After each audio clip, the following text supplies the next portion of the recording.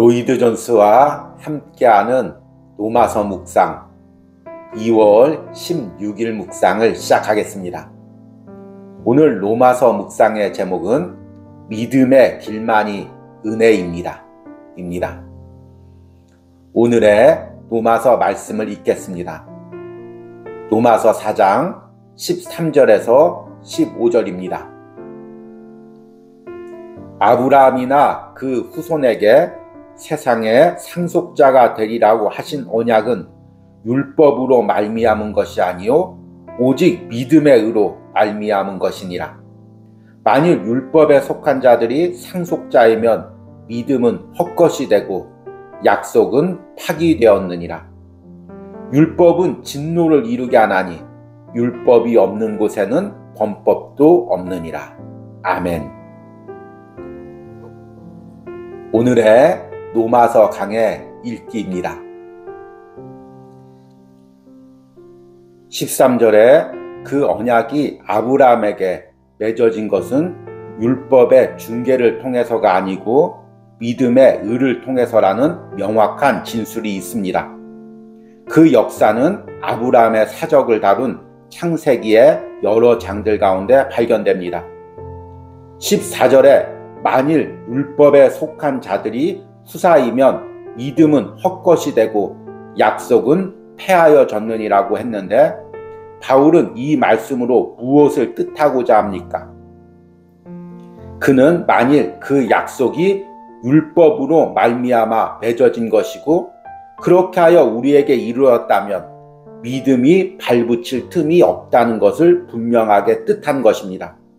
왜 그렇습니까? 율법은 언제나 우선적으로 행위나 공로에 관심이 있기 때문입니다. 바울 사도는 14절 하반절에 두 번째 귀결이 있음을 말합니다. 만일 율법을 내세우면 그 언약은 쓸모가 없게 된다. 율법은 실패를 의도합니다. 그러므로 언약이 율법의 중보를 통해서 맺어진 것이라면 하나님께서 오른손으로 주신 것을 왼손으로 도로 빼앗는 격이 되는 것입니다. 그런 다음에 바울은 15절에서 율법의 또 다른 측면에서 양면적인 더 광대한 주장을 하는 것입니다. 율법은 진노를 이루게 한다고. 바울은 율법이 하는 것은 진노를 이루는 것이며 진노는 축복의 약속과 정반대가 되는 것이라고 말합니다. 진노는 심판을 의미합니다. 약속은 기업과 생명과 기쁨과 영광을 가져다 줍니다. 언제나 상호 관계되는 것이 있으면 반드시 거기에 짝이 있기 마련입니다. 예를 들면 공로와 행위는 언제나 율법의 짝이 맞으며 율법에 속하게 되어 있습니다. 율법의 특징은 우리가 알아보았듯이 행위와 품행과 소행입니다. 율법을 말하는 순간에 이런 것들이 생각하게 되는 것입니다. 또 행동과 소행, 품행을 말하기 시작할 때 자동적으로 율법을 생각하게 되는 것입니다. 그렇듯이 다른 측면에서 생각한다면 믿음은 은혜와 상관되어 있는 것입니다. 은혜라는 것을 말하는 순간에 자동적으로 믿음을 생각하고 믿음을 말하는 순간에 은혜를 생각해 되는 것입니다. 아멘. 오늘의 로마서 해석입니다.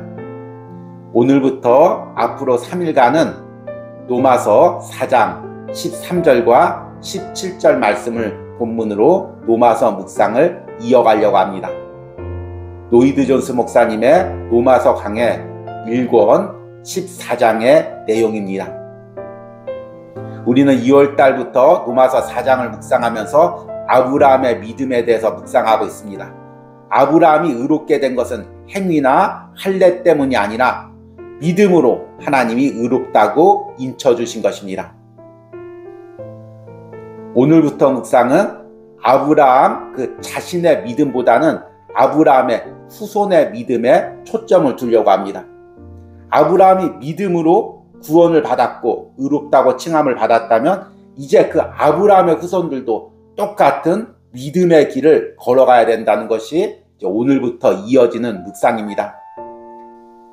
조금 스포가 될 수가 있겠지만 결국에 그 아브라함의 후손이 누굽니까? 바로 우리들을 의미합니다. 우리들 역시 행위나 율법의 길을 걷는 것이 아니라 아브라함처럼 믿음의 길을 걸을 때만이 하나님이 주신 구원을 온전히 누리고 또 그 구원으로 오는 풍성한 은혜를 누리고 있음을 이제 오늘 묵상부터 이야기를 하고 있습니다. 오늘은 로마서 4장 13절과 15절 말씀을 묵상했습니다. 13절 내용을 보니까 아브라함이나 그 후손에게 세상의 상속자가 되리라고 하신 언약은 율법으로 말미암은 것이 아니요 오직 믿음의 의로 말미암은 것이니라. 이 13절을 로마서 강해에서는 이렇게 해석합니다. 13절에 그 언약이 아브라함에게 맺어진 것은 율법의 중개를 통해서가 아니고 믿음의 의를 통해서라는 명확한 진술이 있습니다. 그 역사는 아브라함의 사적을 다룬 창세기의 여러 장들 가운데서 발견됩니다.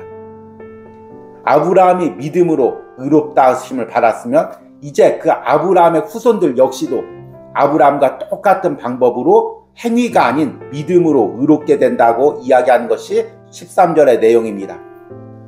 그리고 14절에는 이렇게 말씀하십니다. 만일 율법에 속한 자들이 상속자이면 믿음은 헛것이 되고 약속은 파기되었느니라. 14절은 부정적인 진술이죠. 아브라함이 믿음으로 의롭다함을 받았으면 그 후손들도 믿음으로 의롭다함을 받아야 되는데 만약 아브라함이 율법으로 의롭다함을 받았으면 그 후손들의 신앙 가운데 믿음이 들어설 자리가 없다는 것입니다. 이 부분에 대해서 로마서 강해에서는 이렇게 이야기합니다. 14절에 만일 율법에 속한 자들이 후사이면 믿음은 헛것이 되고 약속은 폐하여졌느니라고 했는데 바울은 이 말씀으로 무엇을 뜻하고자 합니까? 그는 만일 그 약속이 율법으로 말미암아 맺어진 것이고 그렇게 하여 우리에게 이르렀다면 믿음이 발붙일 틈이 없다는 것을 분명하게 뜻하는 것입니다. 왜 그렇습니까? 율법은 언제나 우선적으로 행위나 공로에 관심이 있기 때문입니다.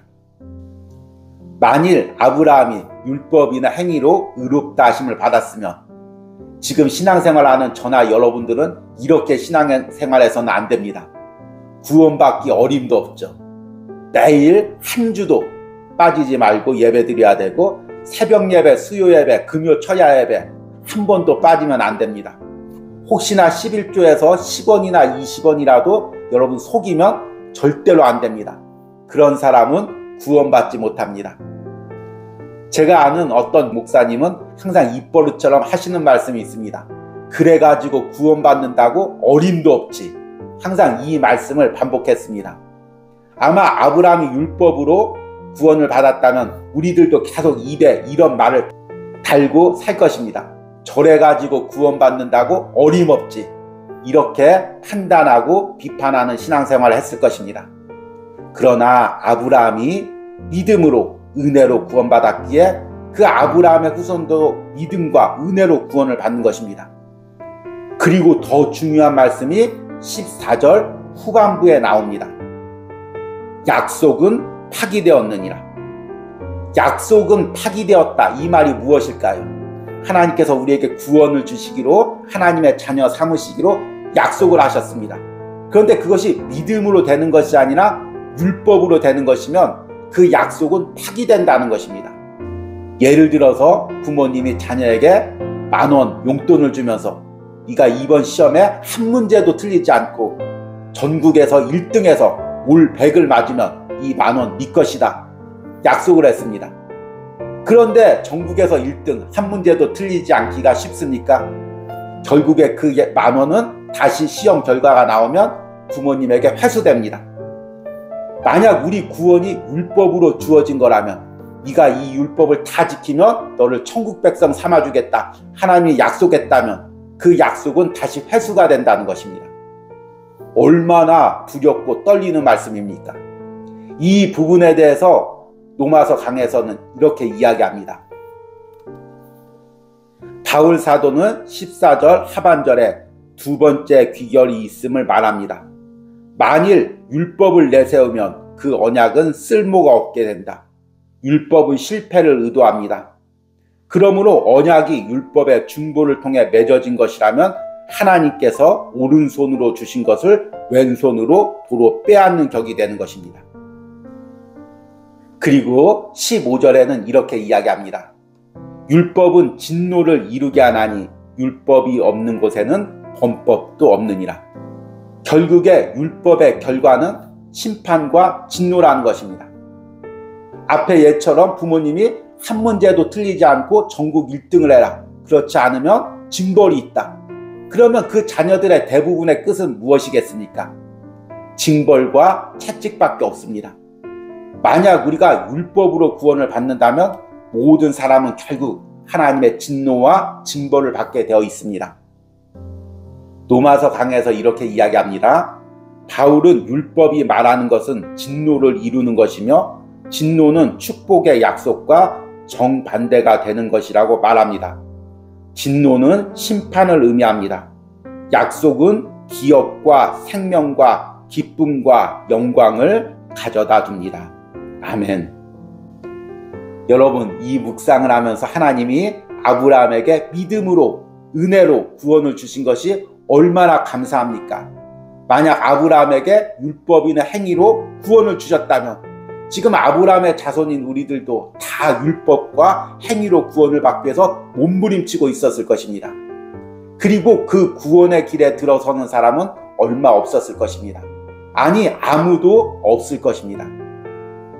그래서 우리가 신앙에서 걸어가야 될 것은 율법의 길이 아니라 믿음의 길입니다. 안타까운 것은 우리가 믿음과 은혜로 시작했다가도 계속해서 신앙생활 하다 보면 나도 모르게 행위와 율법으로 가는 경우가 많이 있습니다. 존 버년이 쓴 철로 역정에 보면 크리스찬이란 주인공이 전도자의 말씀을 듣고 이제 말씀을 따라서 오로지 그 좁은 문을 향해서 달려갑니다. 힘겹게 늪도 지나고 언덕도 지나고 있을 때 한 세속 현자라는 사람, 쉽게 번역하면 세상에서 똑똑하다는 사람이 크리스찬에게 묻습니다. 당신 왜 이렇게 고생하며 이 길로 가고 있습니까? 구원의 길로 들어가기 위해서 이 길로 걸어갑니다. 그러자 세속현자가 말합니다. 역시 당신도 잘못 가고 있군요. 이렇게 간다고 해서 어떻게 구원을 받겠습니까? 저 언덕 위에 가면 율법이라는 선생님이 있는데 그 선생님한테 배우면 당신이 구원을 받을 수 있습니다. 이렇게 이야기합니다. 그래서 크리스찬이 그 말을 믿고 그 언덕 위로 올라갑니다. 그러자 점점 무거운 짐이 그에게 지워집니다. 그래서 견딜 수 없이 무거운 짐을 지고 올라갔을 때 다시 그때 만났던 전도자가 지금 당신 무엇하고 있습니까? 왜 내가 가라는 길로 가지 않고 왜 세속 현자의 말을 듣고 이렇게 무거운 짐을 지고 있습니까? 야단을 칩니다. 그제서야 크리스찬이 깨닫고 그 무거운 짐을 내려놓고 다시금 믿음의 길로 걸어갑니다. 참 재미있게 들리는 이 이야기가 우리 신앙생활에서 계속해서 반복되고 있습니다. 우리들 역시 처음에는 믿음으로 은혜로 시작되었다가 금세 신앙생활하면서 종교생활하면서 또는 잘못된 가르침에 의해서 자꾸 율법적으로 행하려고 합니다. 내가 이만큼 했으니까 나는 구원받을 자격이 있어. 나는 이만큼 했으니까 축복받을 자격이 있어. 그리고 남을 판단합니다. 저 사람 저렇게 신앙생활해서 구원받는 거 어림도 없어. 저 사람 저렇게 신앙생활해서 축복받는 거 어림없어. 다시금 은혜와 믿음의 길에서 벗어나서 율법과 행위와 판단과 정죄의 길을 걸어가게 됩니다. 여러분, 오늘 묵상을 하면서 혹시나 내가 믿음의 길, 은혜의 길에서 벗어나고 있는지 나도 모르게 내 안에 율법적인 생각, 행위적으로 하나님 앞에 의롭다고 칭찬을 받으려고 하는 그런 생각들, 교만한 생각들, 남을 판단하고 정죄하는 생각들이 들어와 있지 않는지를 점검하시기 바랍니다. 그리고 그런 모든 것들을 깨트리고 다시금 믿음의 길, 은혜의 길로만 걸어가시기를 간절히 소망합니다. 오늘의 적용과 기도입니다. 지금 나도 모르게 믿음의 길이 아닌 율법의 길로 들어서고 있는 부분은 무엇입니까? 믿음만이 하나님이 약속하신 모든 것을 누릴 수 있음을 다시 한번 기도로 고백하시기 바랍니다. 우리 함께 기도하겠습니다. 만일 율법에 속한 자들이 상속자이면 믿음은 헛것이 되고 약속은 파기되었느니라. 아브라함의 믿음을 보시고 그를 의롭다고 칭해주신 하나님이 아브라함의 자손인 우리도 오직 믿음으로만 우리를 의롭다고 칭해주시는 이 은혜가 얼마나 큰지를 오늘 묵상을 통해 다시금 깨닫습니다. 율법으로 행위로 의롭게 된다면 내가 구원의 길에 들어설 수도 없는 연약한 죄인임을 다시 한번 깨닫습니다. 나의 연약함에도 불구하고 오직 믿음으로 은혜로 나를 당신의 자녀 삼아주시니 주님 이 은혜 감사합니다. 내가 이 길에서 벗어나지 않게 하시고 다시금 율법과 행위의 길로 들어가지 않게 하여 주시옵소서. 이런 바른 복음의 은혜가 오늘 로마서 묵상을 듣는 모든 심령 가운데 있게 하여 주시옵소서. 예수님의 이름으로 기도했습니다. 아멘.